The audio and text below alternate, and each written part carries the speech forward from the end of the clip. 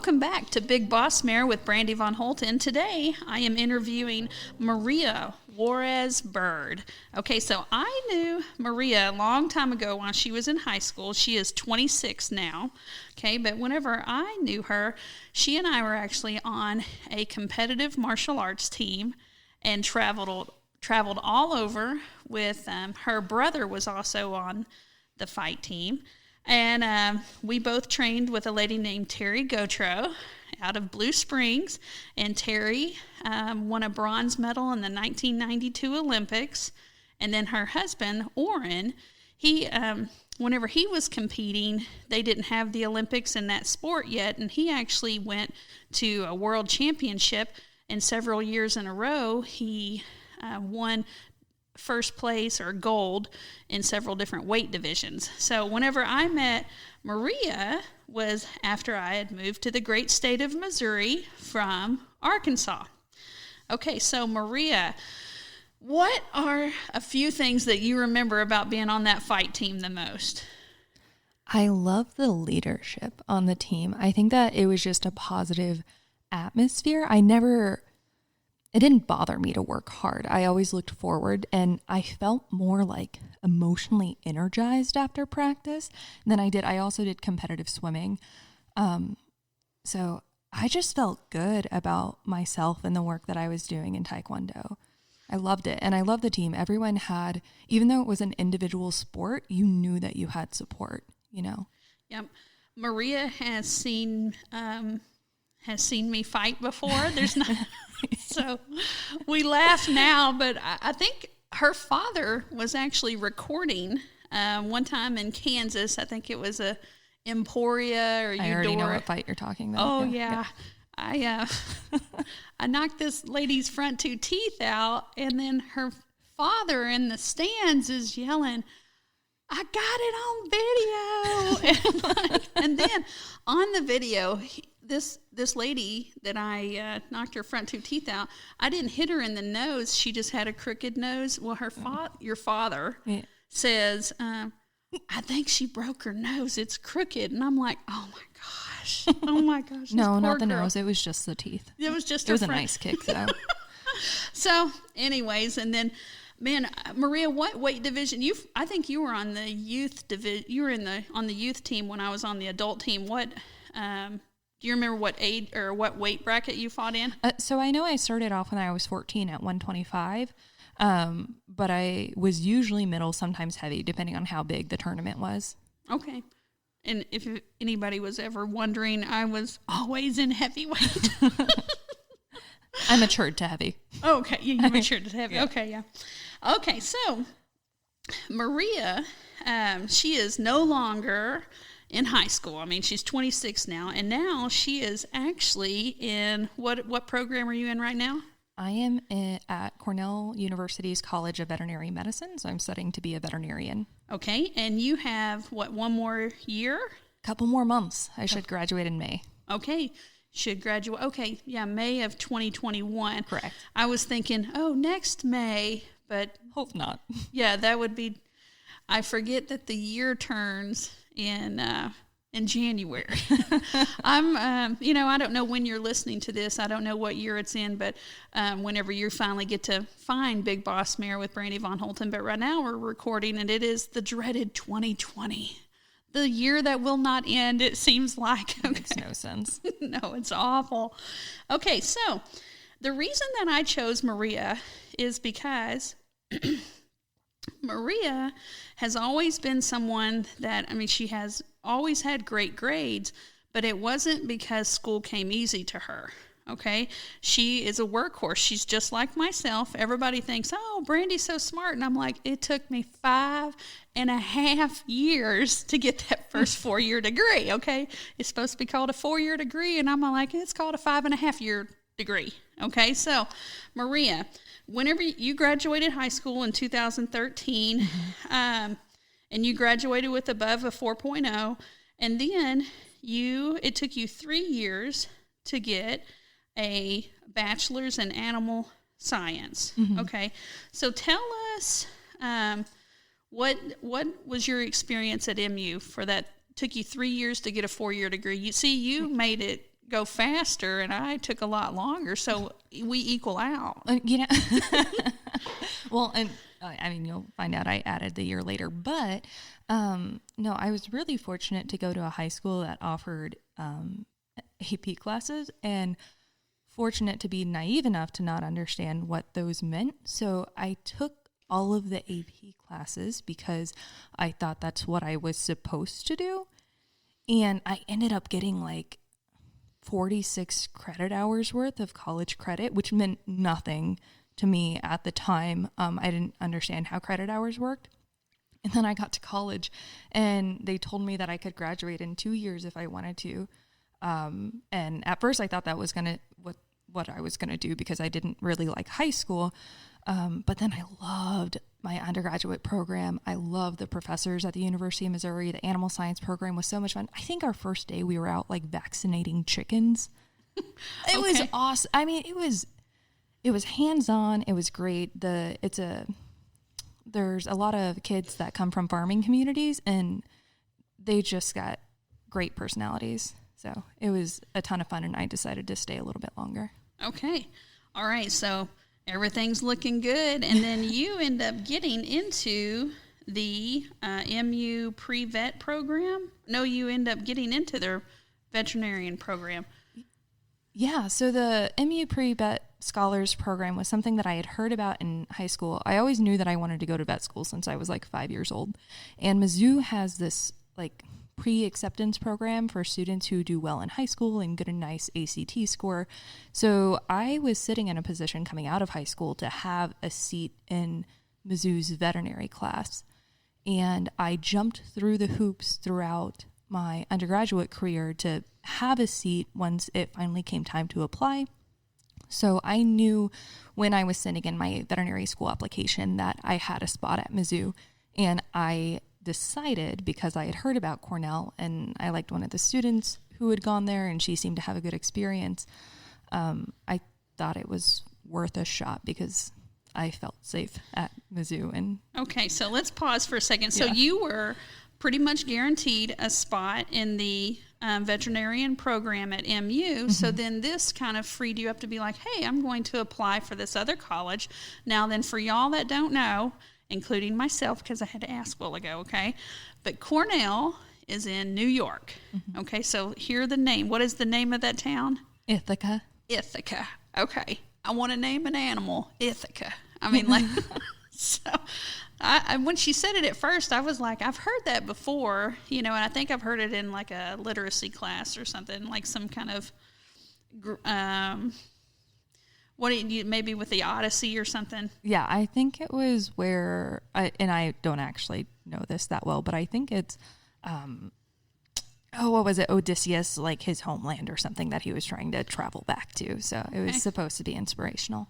All right. So Ithaca, New York is where Cornell's at. And so you decided to apply. Did you get in? Yes, I did. Okay. So she got in. Now here's, have you ever lived anywhere else besides Missouri? Nope. And then what did your family think about, our daughter's going to go to New York? So initially I thought that I might apply to the University of Pretoria in South Africa just because they have a really cool program there. So I think my mom was actually really excited that I picked New York because it wasn't an ocean away. But that's still far. I mean, I came back every weekend in college to hang out with my family. So wait, not when you were in New York, when you're in MU. Yeah. So I'm sorry, college and then veterinary school. So when I say college, I mean Mizzou. But yeah, when I was at Mizzou, I came back every single weekend. So New York was a big change. Okay. All right. So let's talk about that first year. Little Miss Missouri went to New York. Okay, so how did that first year in college or in veterinarian school go? Oh, it did not meet my expectations. I went in with high hopes and I failed my very first class. Okay. Failed hard. Like I actually got an F. It's on a official transcript. Oh, okay. So you got an F. And so you end up failing a lot of classes that semester? So it's our very first class is like a combination of anatomy and histology and a whole bunch of other things. It's a 12 credit hour course. And And for comparison, in most undergraduate courses, you can do a full semester at 12 credit hours. So that's like the 13 weeks or whatever. We were doing 12 credit hours in about, I think it's like 8 to 9 weeks. So I had that course. It was the only course that we were taking at the time because it's really intense, and I failed it. So I had to wait a year to try it again. Okay. So in that year off, you end up working for a large animal vet in Kansas. Okay, so who was this large animal vet, and what all did you get to do? Dr. Jeff Thompson, and he was great. I had actually worked a bit with him throughout my undergraduate career. So we were working cattle and horses and a lot of your like your vaccinations, like reproduction checks, things like that. Calves, we worked with calves. That was the best, like any of the dystocia. So with complicated pregnancies where you actually go in and you pull the calf out and like help resuscitate it and everything. So we had several of those. And then they also have a small animal component to their veterinary hospital. So there were some dogs and cats that we were working with. Okay, so whenever you had failed out of Cornell, then you're like, okay, I'm going to go work for this large animal vet. Is that because you needed to get more experience and you wanted to like try it again to get back into Cornell? So I knew that I had one more opportunity. They would give me at least one other chance to take the course. And the way that the program is set up, it's called problem-based learning. So instead of saying it's an anatomy course, instead of saying, okay, this is the bone in the leg of the cow, here are all the muscles and how they're attached, they say a cow comes in with a broken leg. How do you fix it? And you and a group of 5 other students with a faculty mentor are supposed to figure out on your own what you need to know in order to fix the leg from an anatomy context or knowledge base. So you go out and you learn what the name of the bone is, and then you go learn like the muscles, and then try to incorporate that in the problem that you were presented from the faculty. And in learning about how to treat that cow, you're supposed to learn the anatomy of the leg. And so we did that with like the major species, and then all throughout the body. So head, neck, heart, GI system, things like that.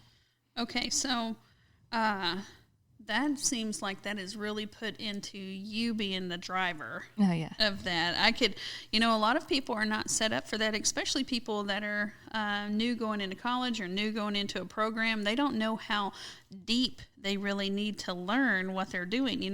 It's a lot of people think that whenever you go to college, this professor gives you your information, you memorize it, you take a test. But it's not like that at all. This right here seems like Dora the Explorer. Okay. That's a nice way of putting it, yeah. Let's explore what I need to learn, and then I'm going to learn it. Yeah, and it's, it is helpful. I remember a lot of we had a cat with a polyp in its ear that you go in and you take out, right? Which is a real thing that happens in cats. And I've had real patients that have this problem. And so I remember learning about that through this problem-based learning style. It's so, whereas in other, memorization kind of based courses and stuff like that, I don't retain that information. So retention-wise, problem-based learning is really helpful. But trying to learn it, going into a problem that you don't have a lot of context for, it's really complicated, especially if you don't have a clinical background already, because all of our problems or all of our cases came from real-life clinical experiences, real problems, real patients who had been hit by cars, or real patients that had cancer and everything. And so it's just very difficult to learn without any sort of background in that, which I didn't have a lot of before going to vet school. Okay. So I bet, tell me the veterinarian's name again in Kansas. Dr. Jeff Thompson. Jeff Thompson. Yeah. She always smiles whenever she says his name. So I take it that you had a wonderful experience working for him. Oh man, so my very first day working with Dr. Thompson, they had just gotten a new digital x-ray machine. And I'd walked in and I was like, hi, I'm the student who's supposed to shadow you today. And he was like, great, can you hold this dog while we snap this x-ray? He is so hands-on. He loves teaching. He took the time. I didn't come from a farm background. He just gave me the time that I needed to learn. And I just felt like he went in as much depth as I needed and was able to take in. And he was, I mean, when I failed, because I had known him beforehand, we were sitting alone in the truck and he's like, hey, so what happened? And I was like, I just don't think I adapted fast enough.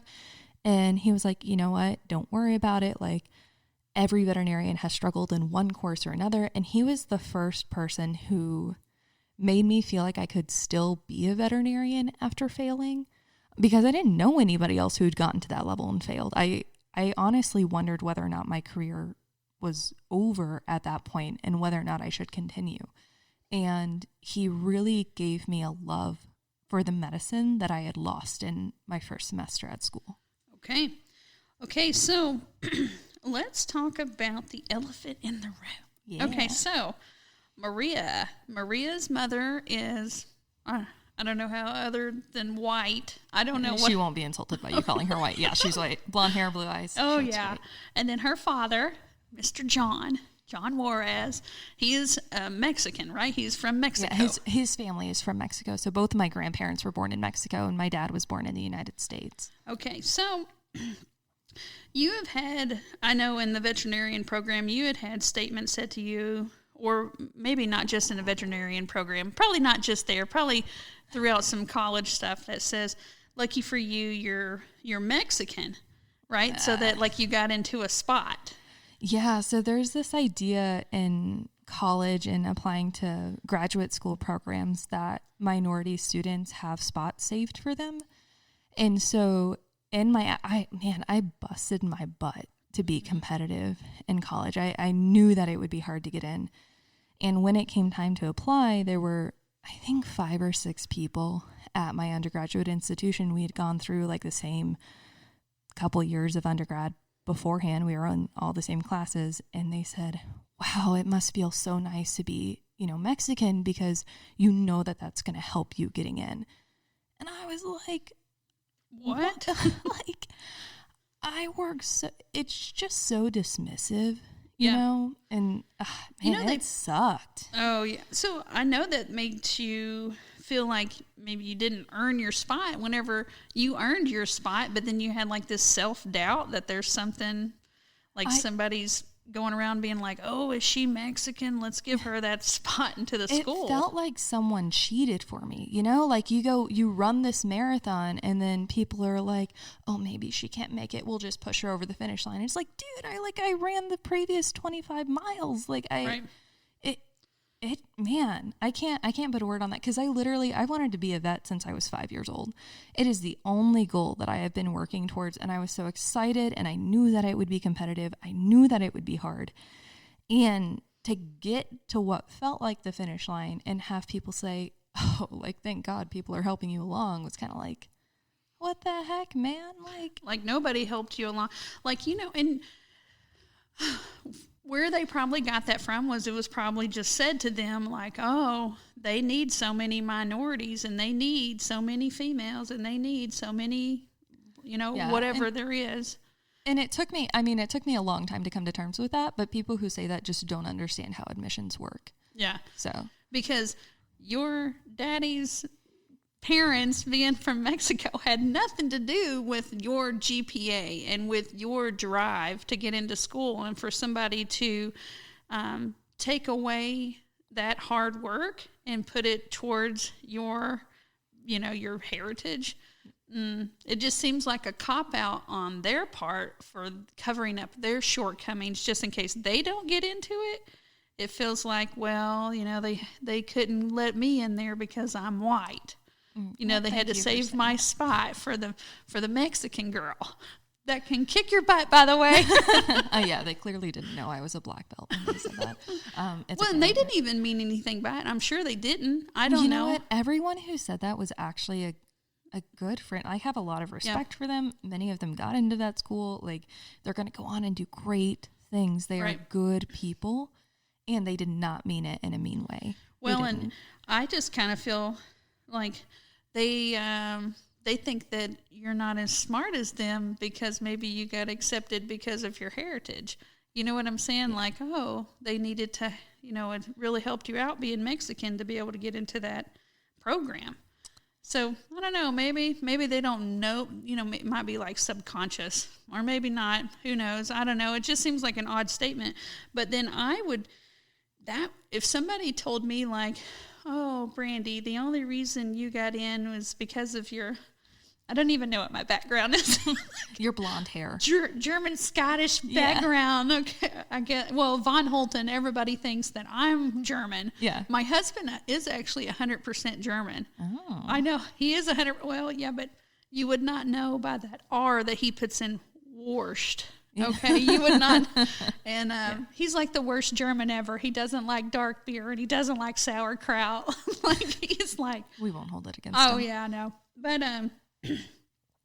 that would make me have self-doubt if somebody was like, oh, you're so lucky that you got in for something that had nothing to do with academics. Like, it would make me doubt myself. Well, and, I think there's a couple things going on there. One is, what about me makes them think that I'm not qualified enough to do this on my own, right? Like, because I had done a lot in my undergraduate career at that point. I was pretty involved. I was a leader in several clubs. I had won an international award. And many of those students knew that. And I was like, well, how can you know all of that about me and be in class with me and still think that I'm not, like, there's something about me that I'm clearly missing, because I thought that it was a possibility. And then also from, like, the institution's perspective is like, what do I mean to you if that's something you're taking into consideration? Am I going to meet your expectations? Like, do you expect less of me, like, on these things that I really can't control? There are some inherent aspects of my nature, and I didn't ask for them. Like, I'm proud of them, and I appreciate, those aspects of my heritage, but it wasn't anything I was putting on, like, a, application. Like, it's not part of my CV. Right. Like, I don't, like, list it next to, like, my publications or anything. Okay. All right. So you actually went to some counseling over this. Yeah. So I'm really lucky because my older sister is a marriage and family therapist. And frankly, if she wasn't in the field, I didn't take mental health seriously before she got into it. And I was having horrible test anxiety. Like, I would study. I got to school at 7 a.m. I would study through all of my meals. Like, I would read and eat at the same time, stayed at school until 10 p.m. and then went home. And that was every day, like Monday through Sunday. And then I would get to a test and say, this voice in my head, like, I know nothing. Like, I've been lazy. I didn't study at all. And it was like, I didn't understand any of the words that were on the piece of paper in front of me. And so I was talking to my older sister about it, and she's like, you know what? Sounds like it might be anxiety. Like, why don't you go see a counselor? And I did. And so I tracked my grades. Since high school, I've tracked my grades. I saw a 20% difference in the grades that I was getting, a 20% improvement between before going to counseling and after going to counseling. It was insane. I didn't change the amount of hours I was studying. I didn't. I just took care of my mental health, and I helped somebody. My view of reality was warped, and I needed someone to help me see what was really going on and help me realize that I actually earned my spot and I deserve to be there, and you don't walk into Cornell on accident. And so, yeah, no, it was huge. I mean, huge, measurable difference. And people don't even realize, like, these small statements that because, they love you because they got to be around. I mean, as soon as you're around Maria, you're going to be like, I love Maria. But, here they were, and they were just like, oh my gosh, man, count yourself so lucky. I'm so, and then you're over here like, it planted this seed for self-doubt. Like, do I actually deserve to be here? Do I actually earn my spot here? And, like, to the point of so much doubt that it formed anxiety that you had to go to a counselor.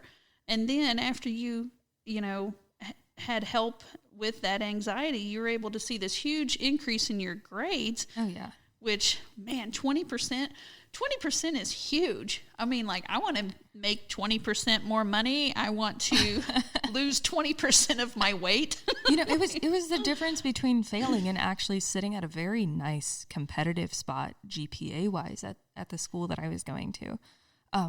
It made all the difference in the world. Okay. So, people and little things that they have, little statements that people say, okay? Man, I know, something that's been said to me before, like whenever I get all dressed up and I feel pretty, people are like, you look good for a big girl. Ay. And I'm like, wow, I'm going to punch you in the throat. Yeah. What do you mean for a big girl? I look good for any girl, or just those little, they don't even mean them as a stab. They don't even mean it as anything. It's the underlying assumption there, right? Yeah. Like, the assumption that you didn't try hard enough, or the assumption that, like, you're always going to be ugly. Like you've reached whatever threshold you have for yourself, right?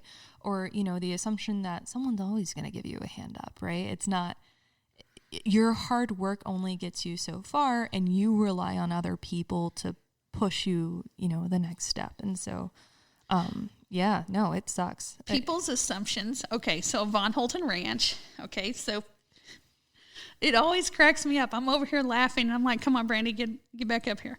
But I've had people say to me before, well, if David built everything, then what do you do? Okay, they said. So they haven't met you. Yeah, they don't. No. Well, they don't know what we do for the ranch. Yeah. Or they'll say, well, okay, so y'all, most of your people come here on the weekends. Well, where do y'all work during the week? And we're like, we work here nonstop. Like, they didn't even understand. Like, 2 years ago, we actually tracked how many days we took off. We took off 13 days 2 years ago. Mm-hmm. Well, the Amish, everybody knows how hard the Amish work, but they take off a day per week. So that's 52 days off. And I'm like, we're working harder than the Amish. Okay? Like, we got to stop that. And I don't know, people always assume things, and it's never that way. So the fact that you failed, and then, your first semester at the veterinarian school in Cornell, well, I hope everybody knows that I failed all sorts of stuff. Like, it took me 5.5 years to get my 4-year degree, the first one. And, man, that right there made me doubt myself. I'm like, oh my gosh, I am dumb. I am so dumb. And I'm like, I failed so many classes, had to retake them. And then my second college degree, I graduated with a better GPA, but I still had some C's and stuff on there. I mean, I graduated like a 3.4, my second college degree. The first one didn't even make it to a 3.0 GPA, okay? It didn't. I was also started college at 17. Probably needed a year to grow up or something. And I did well in high school, but high school, I only graduated with like 60 some odd people, and I graduated in the top 10, so I thought I was smart. Oh no. I didn't know how to study. Now I write books for children and stuff. And whenever I was younger, I remember being in elementary, they had you take like a reading assessment to see where you were. And it was based out of like 400 points. And this was when I was in Texas. And if you didn't score at least a 200, you were considered remedial. And I scored like a 204 on it. So I was almost put into like the special education reading classes. And my parents, I got in so much trouble. I got in so much trouble for scoring bad on that test. And that it turns out I could read each word perfectly. And so, but then I could not put the words together to have reading comprehension of that sentence. So I would read, and so then my parents thought I was jacking around, and so did my teachers, because I could read out loud and I could say the words, but then I just couldn't put them together. So like people assuming things. Well, I think in general, we need to be more generous in our assumptions, right? Yes. Like, assume that kids are smarter than what the score says, because sometimes we're just not great at measuring things. Right. And also I am part of a Letters to Young Scientists, which is where we pair STEM mentors with students across the United States. STEM. Say, what is STEM? STEM is, I only know science, technology, engineering, and math. Yeah. Okay, so that's STEM. STEM is an association or a project or a group or something, and they connect students with mentors or teachers, or what is STEM? So letters to STEM is like an idea that refers to those specific programs. LPS, or Letters to a Young Scientist, is this program with the goal of connecting kids from underprivileged communities with scientists to help those kids identify with science and increase the chances of those kids choosing a STEM career.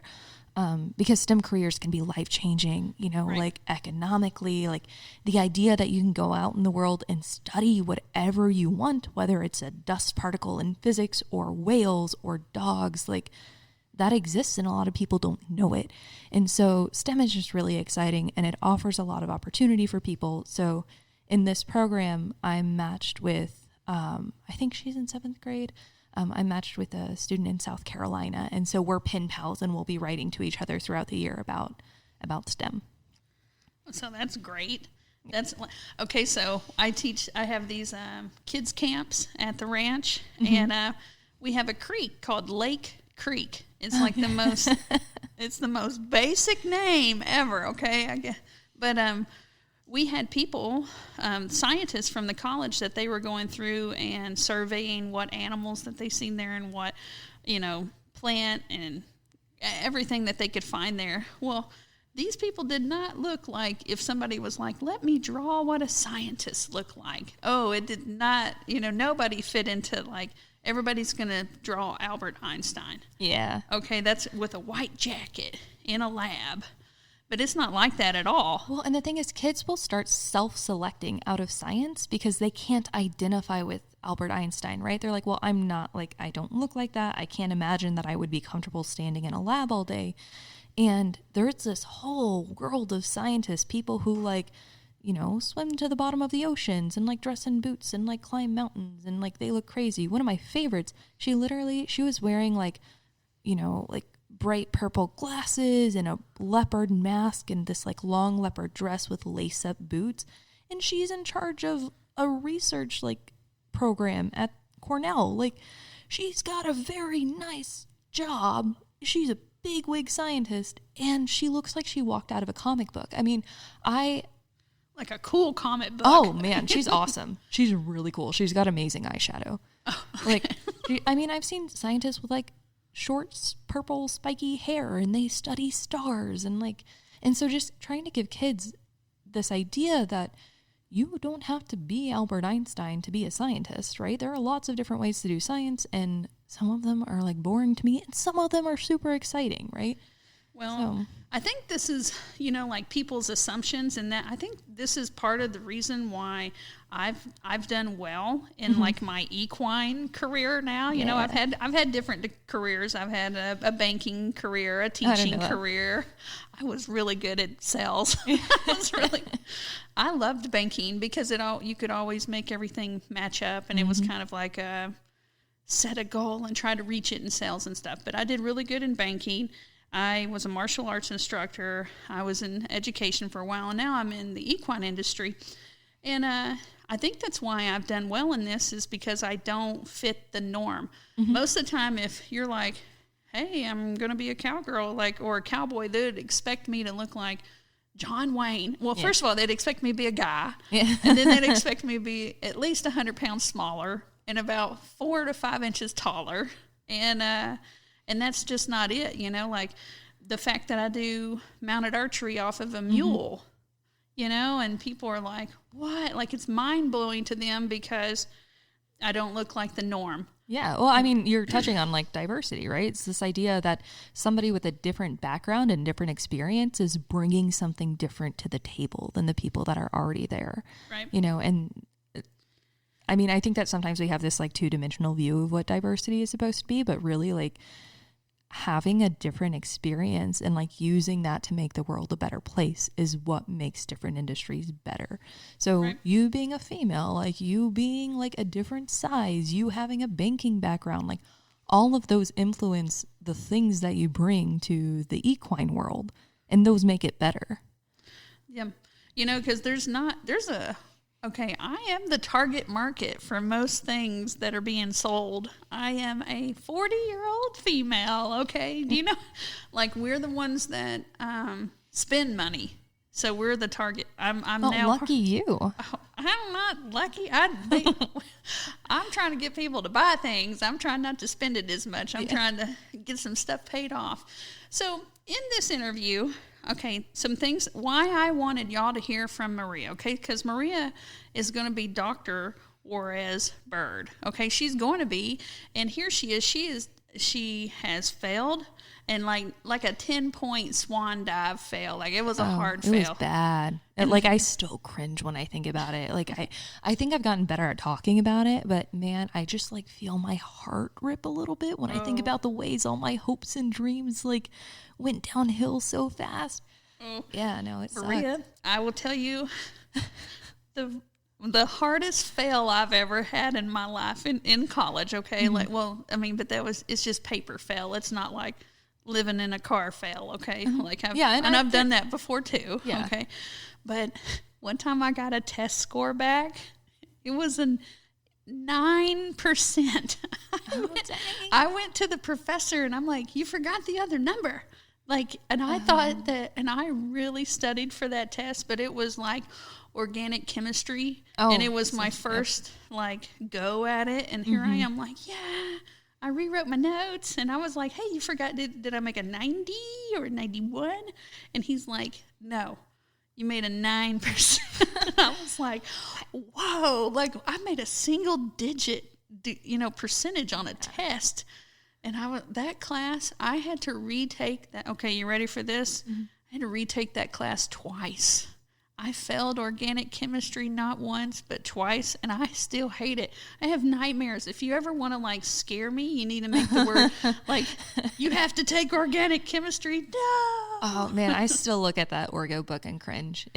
That is a beast of its own making. That one's rough. Well, but, I think what made the first veterinary school class hurt so much was I have always wanted to be a veterinarian. Literally, Brandy, we're talking about a 20-year dream with one goal in mind, like one thing that I've been working to like literally since kindergarten, and I get in and I fail. Yeah. Like I didn't know if it was reasonable to try again, if I was fooling myself, like maybe people were right and I didn't really earn it and so I wasn't supposed to be there. Like, oh man, that like You had to like refine yourself. My whole identity was wrapped in becoming a veterinarian. I didn't have literally everything that I had done up to that point was about getting into veterinary school. And I got there, like, and I'm not talking like a long-term thing. Like my entire life was leading up to this moment and I just failed colossally. Like it wasn't even close. Like I just like like I didn't know the material to the level that I should have. And that was hard because I didn't know who I was supposed to be outside of veterinary medicine, and I didn't know if I still belonged to the veterinary field. Man, with those words of you saying that, of people that find their identity, and when that identity changes, you don't know how to exist. I was always a fighter. Okay, well, it's been 2013 since I fought, and I'm all like, I still think of you as a fighter. Like when I think of you, I'm like, the black belt and horse ranch. Yeah. Well, that it's just, I mean, like it's part of my identity, and I do like I miss it. And I teach some kickboxing classes and stuff. But do you know how many women, after they have kids, and then those kids are grown, and then they're like, what now? Yeah. Like I get a lot of mounted archers because I didn't ever have children, but most people my age, their kids are now getting out of high school. And they're like,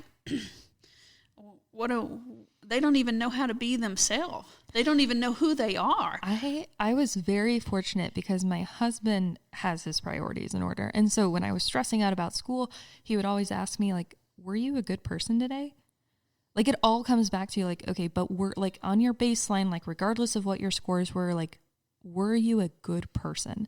And that's been really good because it's helped me reframe my identity and how I think about myself and what things I bring to the table, right? It's not just about the knowledge of the dog's cancer or whatnot, right? It's, are you empathetic? Like, are you listening to people? Are you compassionate? Like, did you try your best today? You know, and it doesn't mean that you got an A when you tried your best. It was like, whatever you had to offer to put on the table, did you do that? If yes, then walk away. Like, that's the best you could have done. Right. I know I had a horse named Chalkboard that now she lives like a few miles down the road. And I had I thought it was her shoulder was wrong, and the vet, I mean, he spent 2 hours with me. Because and it turned out it was like, I thought it was right shoulder, and then we couldn't figure out if it was like in the knee. But Lameness is tough. It turned out to be the left foot, and then she just needed like a shoe to be put on at an angle. And then after she got more muscled up, after me being able to ride her with that shoe, then the lameness went away.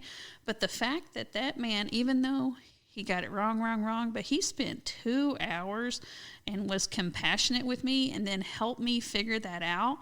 I send everyone to him. You know what I mean? Yeah. And I don't care if he failed his first year in college. I'm never going to ask that, because that man took the time that I needed and that horse needed. You know, so nobody's going to care that you failed or something like that. That's the dream. Yeah, nobody cares about any of that until after you get the piece of paper. So but it's going to make you a better person, because now, you know, before, if you would have got an A and A and A and A and just moved on up and graduated, but now, you know, even if things aren't as perfect as they should be, that you really want this and you're willing to step back, regroup, get your head right, and move on. So you are meant to be a vet. Well, and I've learned a lot of things from failure. I think one of them, I had this idea after college and high school that I've already done the biggest failures in my life. So long as I'm smart and I plan things, I won't fail as hard as I failed before. And that's not true. And sometimes it's not a matter of trying. Sometimes life just throws curveballs that you don't adjust to. And so I've become more compassionate because I failed. And I think the other thing that I learned is that I don't want to try and avoid failure, because that's not possible. I want to get better at growing from failure and accepting that. One of the things that I say on all my course evaluations is whether or not I feel comfortable failing in front of the professor. So that means they ask me a question, I got it wrong. I'm comfortable asking something that I should probably know. There's some basic, I'm going to just give an example. What's the scientific name of the ear? Something that we should know at this point, 4 years into our veterinary career. And for some reason, I'm mind blanking on it. If I can ask somebody a basic, stupid question like that, and they can give me feedback and help me grow from it, I think that's a good person. So I want to be somebody that other people feel comfortable failing in front of. And I want to do a better job in the future of growing from my failures. I think I did a decent job my first year, but there's definitely things where I judge myself really harshly on it. And so I can get better. Okay, man. Okay, so let's talk about, what are you wanting to do? What is the end goal of all of this education? Yeah. Okay, so what are you wanting to do? So I would like to make a positive impact on the world. That's the big thing. I would like to work within the One Health community. So One Health is this idea that the environment and animals and humans, the health of all three of those things are intricately related. And so by improving one, you improve the other ones. And so one of the things that I'm interested in is doing research and improving animal medicine. And while doing so, hopefully improving the health of humans around those animals and the health of the environment. So a good example of that is antibiotics in large animals. So if you think about giving a cow antibiotics, if you give the wrong antibiotics, or you give the antibiotics at an inappropriate frequency or dose, then you increase the risk of bad bacteria growing. Those bacteria can cause problems for the cattle. They can also cause problems for the people living around the cattle, or any of the organisms and animals living on or near the land, right? So so this cow that's got too much of an antibiotic poops, and then it gets into the soil, messes up the worms. The worms are ate by the bird, and then the bird's ate by my cat, and then boom, my cat is got glaucoma. glaucoma. Okay, so then we're like, what happened to this? The idea that all of those things are interconnected with each other, right? That by treating the cow better, not only are you improving the treatment of the cow, like solving the problem sooner, maybe the cow is under less distress like throughout the treatment process because you pick a correct antibiotic or you do the antibiotic at a more appropriate frequency. You now decrease the risk not only to the person working with the cow, but also all the other animals living around that, right? And like our gut microbiota, like the bacteria that live in our gut, like they influence our ecosystems and everything. And so my idea is, this was not my idea. I didn't come up with it. But the idea is that when we take these steps to improve the health of one, we're actually helping everybody involved. And so trying to be intentional with what problems I'm choosing in the animal human world or like the large animal conservation world, like picking a problem and trying to find common ground where we can make improvements in both of those areas is really something that I'm passionate about, and especially trying to do it in an ethical way and ideally in a way that's going to economically, emotionally, make the lives of the people in those communities better. Okay. Well, I know I know everything is connected. So like we have our soil for our pastures. Mm-hmm. We go and take samples, mix that up, and then we have it analyzed, and then that dictates how we fertilize and stuff. Well, I have two animals right now. I have a horse named Glamour, and I have a mule named Coco. Well, they're not related at all. Okay, like they're from different states, all this stuff, right? Yeah. But they have one of the layers of their hoof is showing the same problem. Oh. Okay, so I'm over here like, what is this? And my farrier's like, I've seen this before, and the person gave them a supplement with high amounts of copper in it. And I was like, is my land low in copper? And then I'm like, okay.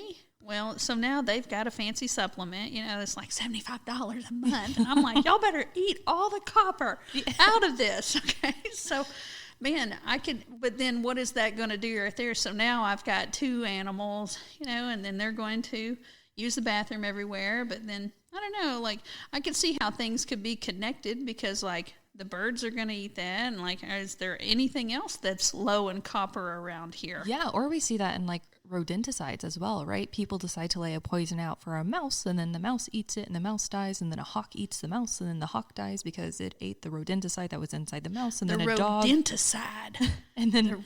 Okay, something to kill a rodent. Finds the hawk, and the dog eats the hawk, and then your dog comes into the hospital because they're sick, right? Like, so you thought that you were just getting rid of this mouse, but really we have these webs of connection between the environment and animals and people that are all... So it sounds like big old food web, like an ecology food web, but you're wanting to like actually get up in that food web and like just waller around in it and be like, okay, now let's actually look at this food web on like a nutritional level and on a economic level. You're wanting to like take the ecology and put it into action, and you're wanting to look at the health of like people and the animals. Yeah. So with my veterinary background, we think specifically about the physiology and the problems within like various animal bodies or whatnot, because you can imagine with all this that there are lots of potential specialties within One Health, right? There's a lot of things that we're talking about because it's literally the globe.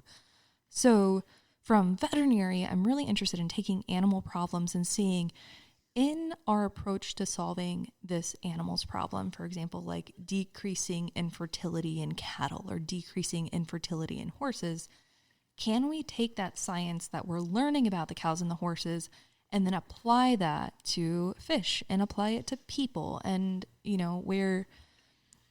how can we pick scientific problems that affect multiple lines within this food web, or this ecologic system, and improve multiple places at once because they all have this shared this shared problem.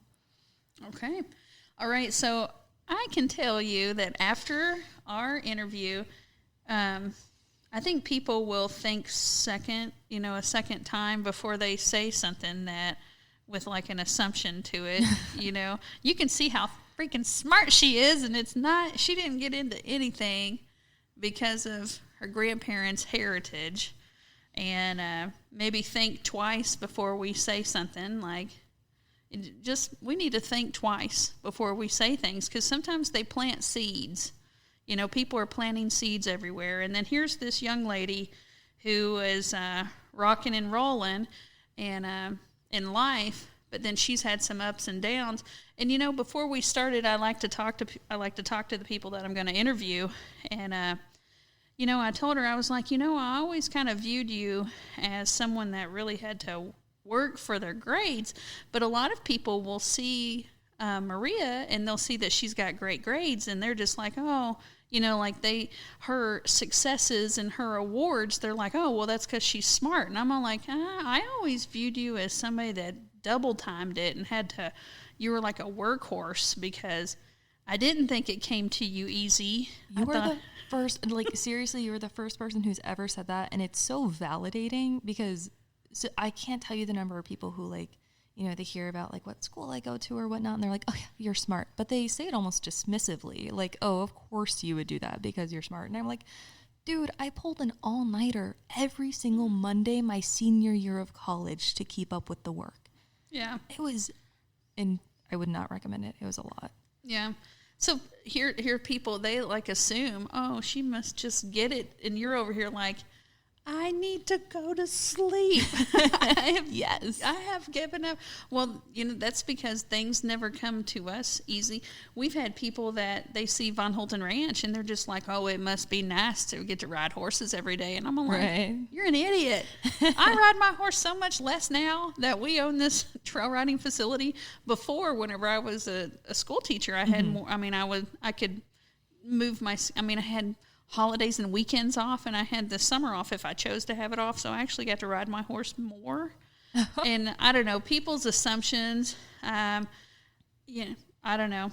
They just need to chill out with that stuff for sure. And well, you just checked one of mine right now. Not that I assumed that you were off gallivanting through the woods every day on your horses, but I was like, man, that's it must be nice. I also assumed the same thing with the Taekwondo people. Wow, you must get to practice all the time. That's probably not true. They're probably poor Mr. and Mrs. G. Yeah. Mr. G's done had his knees replaced. Mrs. G's got to have hip surgery, and everybody's all like, oh my gosh, how is it to be married to an Olympian? And he's all like, help me, I had my knee replaced. And she's all like, oh, my butt muscle.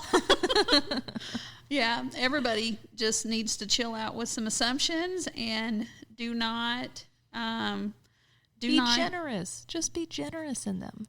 Generous in their assumption. Oh, yeah. Just, you mean give people more than what you're giving them? Well, I think that we have some basic assumptions anytime that we meet somebody, but it's one thing to be like, wow, I assume Brandy has so much free time to be able to ride her horses and whatnot. If you're going to talk to anybody, you're making an assumption with the statement or question that you're asking, right? Yep. So instead of saying that, being like, wow, it must be really difficult to balance all of these various activities that you have going on at the ranch, right? Because at least that assumes that you're working hard, which you are, you know, instead of putting you on the defense. No, I don't just ride my pony all day. I've got a lot of things going on. Yeah, for sure. Okay. So, Maria, do you have any specific state that you want to work in? Or what about this husband? Where does he want to end up at? Oh, we are both bound for Missouri. I miss Missouri so much. I miss the people. I miss the culture. I'm ready to come back home. So we're gonna settle in the heartland. All right. Do you know what? Okay, so I know this is a long interview. With Missouri, because I was actually, I was almost a Mexican. I was born 30 miles above Mexico. I was born in South Texas, and everybody and then people would have never thought that. If I would have been Mexican, no, everybody had been like, yeah, right. And I'm all like, Mexico's actually very diverse. And a lot of people don't realize that, but no, they got all the colors. They're diverse. Oh yeah. And the one thing about Missouri, it has every season. but to the extreme. Have you ever noticed that? Yeah. Winter is extremely cold. Summer is extremely hot. And you get them all on the same day. Oh, yes. Yeah, so Missouri does keep you hopping. All right, so y'all have a wonderful day. Do not assume anything. And we'll see you next time on Big Boss Mare with Brandy Von Holten.